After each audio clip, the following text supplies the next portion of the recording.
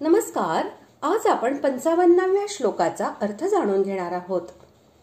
अनन्य भक्तीने भगवंतांना पाहणे, जाणणे आणि ऐक्य भावनेने प्राप्त करून घेणे या गोष्टी सुलभ आहेत असे सांगितल्याने अनन्य भक्तीचे स्वरूप जाणण्याची आकांक्षा झाल्यावर आता अनन्य भक्तांच्या लक्षणांचे वर्णन केले जात आहे.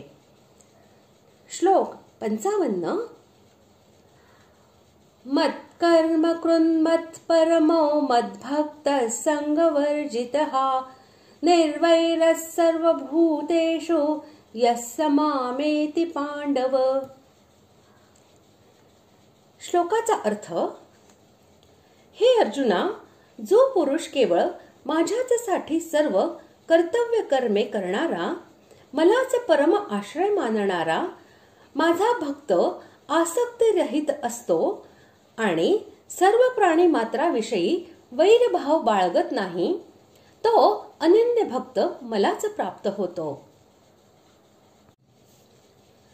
जो मनुष्य स्वार्थ, ममता आणि आसक्ती यांचा त्याग करून सर्व काही भगवंताचे आहे असे समजून स्वतःला फक्त निमित्त मात्र मानून यज्ञ, दान, तप व खाणे-पिणे, व्यवहार इत्यादी सर्व शास्त्रविहित कर्तव्य कर्मे ही निष्काम भावनेने भगवंतांच्या प्रसन्नतेसाठी भगवंताच्या आज्ञेप्रमाणे करतो, तो मत्कर्मकृत होय. म्हणजे भगवंतासाठी भगवंतांची कर्मे करणारा होय. जो भगवंतालाच परम आश्रय, परमगती, एकमात्र शरण जाण्यास योग्य, सर्वोत्तम, सर्वाधार, सर्वशक्तिमान, सर्वांचा सुहृद, परम आत्मीय आणि स्वतःचे सर्वस्व समजतो, तसेच भगवंताच्या प्रत्येक विधानामध्ये नेहमी प्रसन्न राहतो, तो मत्परमः म्हणजे भगवंताचा परायण होय.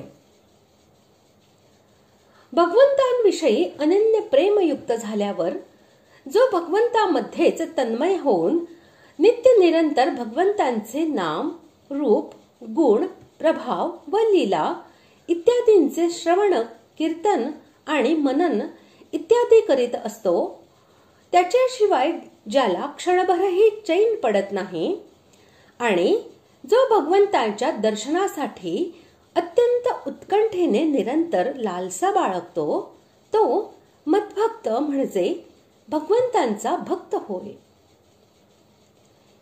शरीर, पत्नी, पुत्र, धन, घर, कुटुंब तसेच मान, मोठेपणा इत्यादी जितके म्हणून या लोकीचे व परलोकीचे भोग्य पदार्थ आहेत, त्या सर्व जड चेतन पदार्थांच्या बद्दल ज्याला किंचितही आसक्ती उरलेली नाही, भगवंता सोडून ज्याला कुणाबद्दलही प्रेम वाटत नाही, तो संगवर्जितः अर्थात आसक्तीरहित होय. सर्व भूतेषु निर्वैरः याचा भावार्थ असा की सर्व प्राण्यांना भगवंताचेच स्वरूप मानणे किंवा सर्वांमध्ये एकमात्र भगवंतच व्याप्त आहेत असे समजल्यामुळे कुणाकडूनही कितीही गैरव्यवहार झाला तरीही त्याच्या मनात कोणताही विकार येत नाही. तसेच ज्याला कोणत्याही प्राण्याबद्दल किंचितही द्वेष किंवा वैरभाव उरलेला नाही, तो सर्व भूतेषु निर्वैर म्हणजे सर्व प्राण्यांविषयी वैरभावाने रहित असा होय.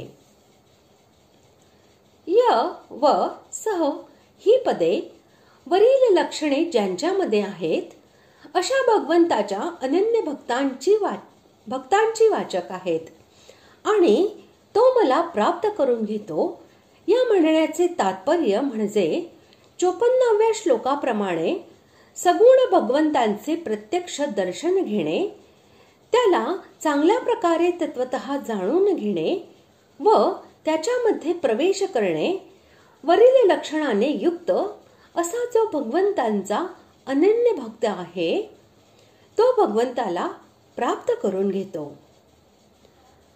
अशा प्रकारे आज आपण 55व्या श्लोकाचा अर्थ जाणून घेतला आणि यासोबतच आपला 11वा अध्याय पूर्ण झाला. ओम तत्सदिति श्रीमद्भगवद्गीतासु उपनिषत्सु ब्रह्मविद्यायां योगशास्त्रे श्रीकृष्णार्जुन संवादे विश्वरूपदर्शनयोगो नाम 11ोऽध्यायः. अशा प्रकारे ओम तत्सत ह्या भगवन् नामाच्या उच्चारणपूर्वक ब्रह्मविद्या व योगशास्त्रमय श्रीमद्भगवद्गीतोपनिषदरूपी श्रीकृष्णार्जुन संवादात विश्वरूप दर्शन योग नावाचा 11वा अध्याय पूर्ण झाला. पुढील भागात आपण 12व्या अध्यायाला सुरुवात करणार आहोत. धन्यवाद.